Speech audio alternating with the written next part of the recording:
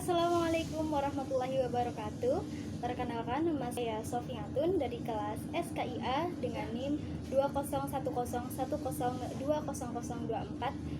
akan menjawab soal UTS dari mata kuliah Sejarah Pergerakan Nasional Indonesia. Oke, langsung saja ke persoalan yang pertama. Jelaskan secara singkat faktor-faktor apa saja yang melatar belakangi lahirnya pergerakan nasional. Jadi, terdapat dua faktor yang melatar belakangi timbulnya pergerakan nasional, yaitu yang pertama ada faktor internal dan yang kedua ada faktor eksternal. Nah, untuk faktor internalnya sendiri ada tiga macam, ada tiga sebab ya. Yang pertama, adanya tekanan dan penderitaan yang dialami oleh bangsa Indonesia akibat dari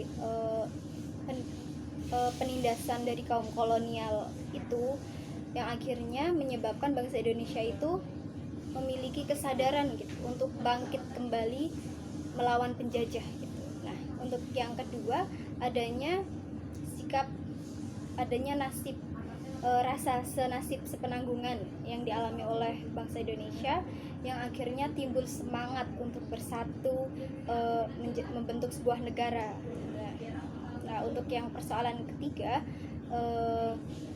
adanya rasa kesadaran nasional dan harga diri dari bangsa Indonesia sendiri untuk memiliki tanah air dan hak untuk menentukan nasib sendiri. Nah, untuk faktor eksternalnya sendiri yaitu ada 6 macam. Yang pertama, timbulnya adanya paham baru, yaitu pada saat itu ada paham liberalisme dan human right akibat dari perang kemerdekaan Amerika ya pada tahun 1774 sampai 1783 dan revolusi Perancis pada tahun 1789. Nah, kemudian pada saat itu diterapkannya pendidikan sistem barat dalam pelaksanaan politik etis. Kemudian yang ketiga, kemenangan Jepang terhadap Rusia ya pada tahun 1905.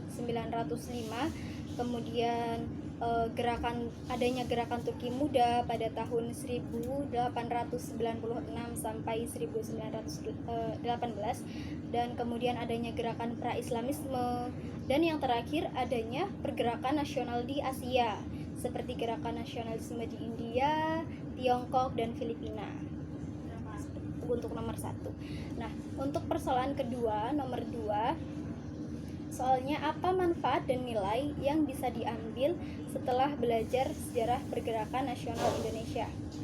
Untuk saya pribadi, menurut saya nilai dan manfaat ya yang bisa diambil setelah kita belajar sejarah pergerakan nasional Indonesia, yaitu ya untuk menumbuhkan semangat nasionalisme atau cinta tanah air, terus rela berkorban, persatuan, kesatuan, patriotisme, maupun rasa kebangsaan lain ya dalam upaya menumbuhkan sikap bela negara dalam diri kita, seperti itu.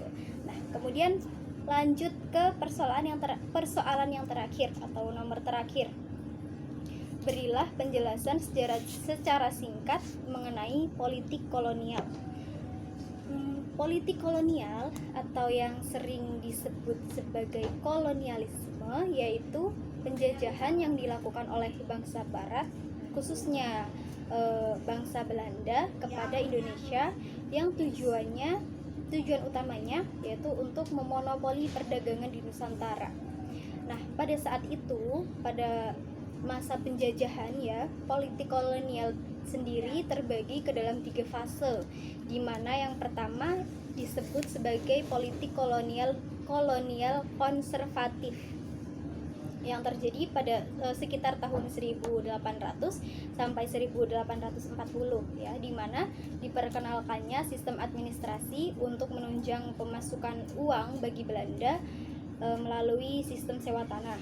Nah, kemudian di fase kedua adanya politik kolonial liberal yang terjadi sekitar tahun 1840 1850 sampai 1870 yang pada saat itu menyebabkan kemerosotan pada tingkat kesejahteraan penduduk Indonesia. Nah, kemudian politik kolonial yang terakhir apa? Yaitu politik kolonial etis yang terjadi sekitar tahun 1900. Nah, politik kolonial etis sendiri itu adalah pengakuan bahwa bangsa Belanda memiliki hutang budi kepada orang pribumi di Nusantara.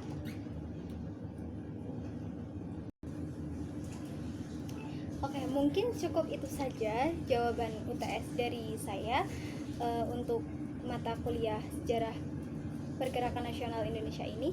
Apabila ada kurang lebihnya saya mohon maaf. Akhirul kalam. Wassalamualaikum warahmatullahi wabarakatuh.